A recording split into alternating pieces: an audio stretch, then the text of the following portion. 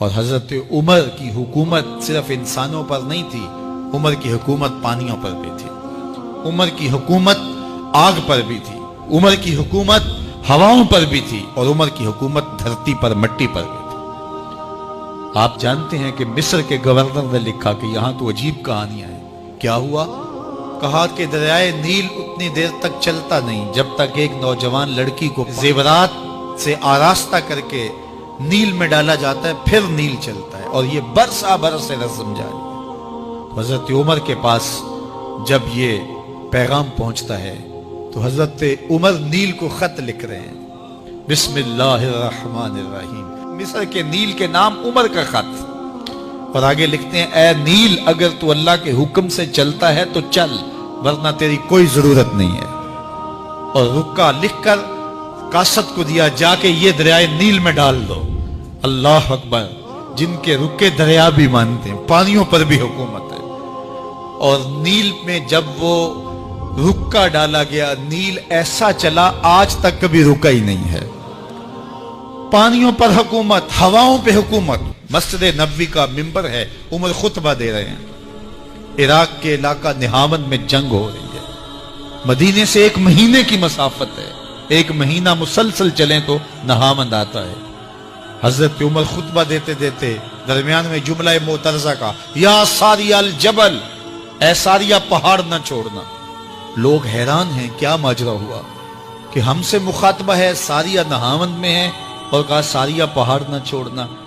1 مہینے کے بعد جب وہاں سے قاصد آیا، اس نے کہا اللہ نے فتح دے دی۔ کہا کیسے؟ کہا پہاڑ کو چھوڑ کر دشمن پر ٹوٹنے لگے تھے، آگے بڑھنے لگے تھے، ان پر حملہ آور ہونے لگے تھے۔ اچانک عمر کی آواز آتی، پہاڑ کو نہیں چھوڑنا، کیونکہ اگر ہم پہاڑ کو چھوڑ دیتے دشمن پیچھے سے حملہ آور ہونے کے لیے تیار کھڑا تھا۔ تو کہا بس ہم پہاڑ کو اپنی پشت پہ پھیر رکھا، اور اللہ نے اسی دن ہمیں فتح عطا کر دی۔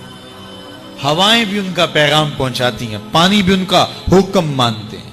اس زمانے میں فائر بریگیڈ سسٹم نہیں تھا، لیکن ایک آگ بڑھتی آ رہی ہے شہر کی طرف۔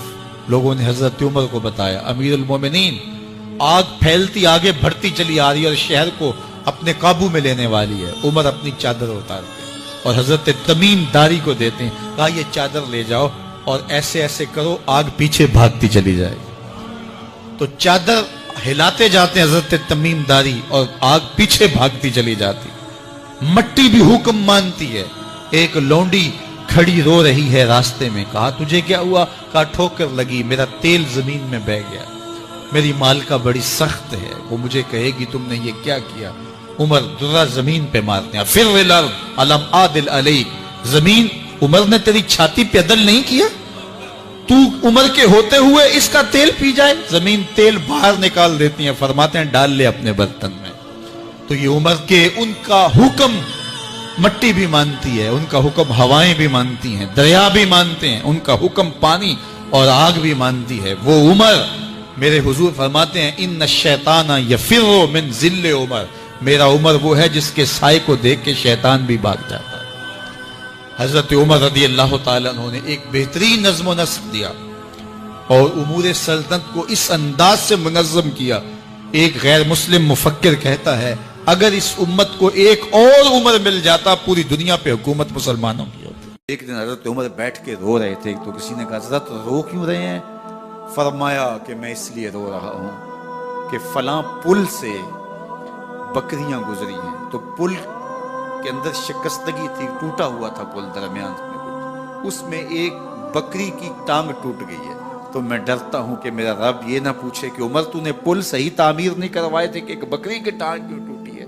یہ ہیں حضرت عمر رضی اللہ تعالی عنہ۔ اللہ اکبر۔ تو اللہ تعالیٰ جل شانہ نے حضرت سیدنا عمر بن خطاب رضی اللہ تعالیٰ عنہ سے جو کام لیا، مختصر دور خلافت کے اندر 10 سال 6 ماہ 4 دن آپ نے خلافت فرمائی ہے، لیکن کہاں سے چلے اور یہاں مکران تک، بلوچستان کا حصہ ہے، یہاں تک آپ کے سلطنت کی حدود وسیع ہوئی، ادھر آرمینیا تک جا پہنچے، حمص فتح کیا، قادسیہ، یرموک۔ آپ ذرا دیکھیے کہ کہاں تک آپ کی فوجوں کے گھوڑے دوڑتے رہے، اور اللہ تعالیٰ جل شانہ نے ان کو جو توانائی، عدل و انصاف کی قوت عطا فرمائی، اللہ اکبر. جب زمین پہ عدل کیا ہو تو زمین بھی حکم مانتی ہے.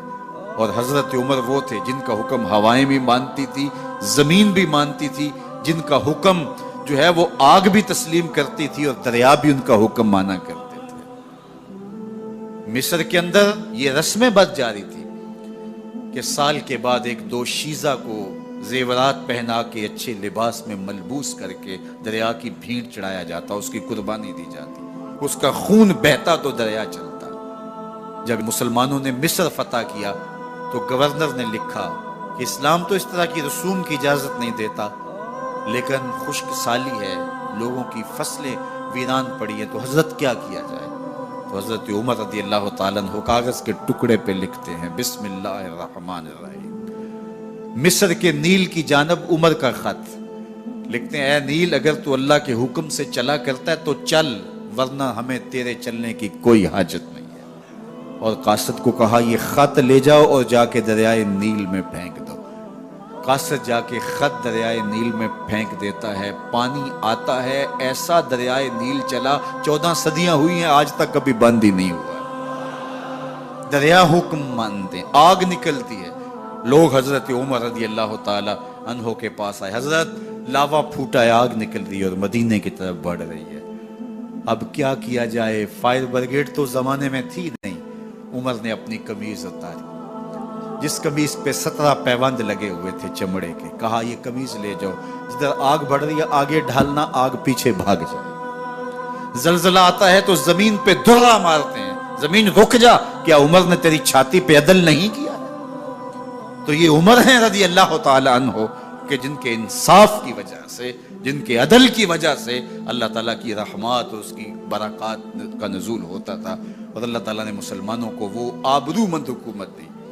کائنات کی تاریخ کے اندر ایسی حکومت آپ نے نہیں دیکھی ہوگی جو حضرت عمر نے حکومت کی ہے.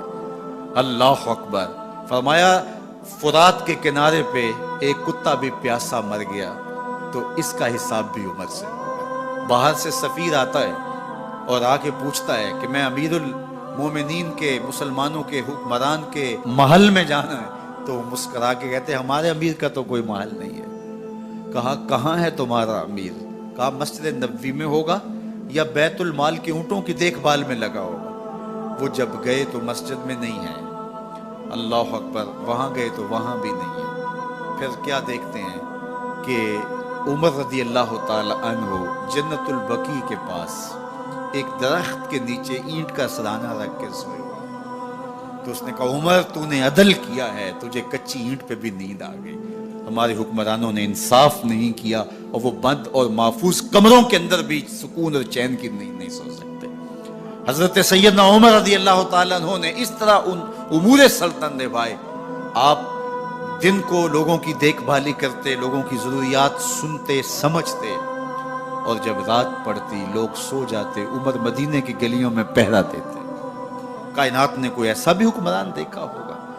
اللہ اکبر. وہ مجاہد جو مختلف محاذات پہ گئے ہوئے ہوتے, ان کے گھروں کی دیکھ بھالی کرتے, ان کی ضروریات کا خیال رکھتے, ان کی آبرو کا پہرا دیتے. راتوں کی تنہائیوں کے اندر حضرت عمر اٹھتے اور جا کے گشت کرتے, چکر لگاتے, دیکھتے کوئی آنکھ پر نم نہ ہو, مفلسی کا کسی گھر میں ماتم نہ ہو. حضرت محمد بن سیرین اور حضرت حسن بصری رضی اللہ تعالیٰ عنہ, ان دونوں کا ایک زمانہ ہے اور یہ دونوں تابعی ہیں.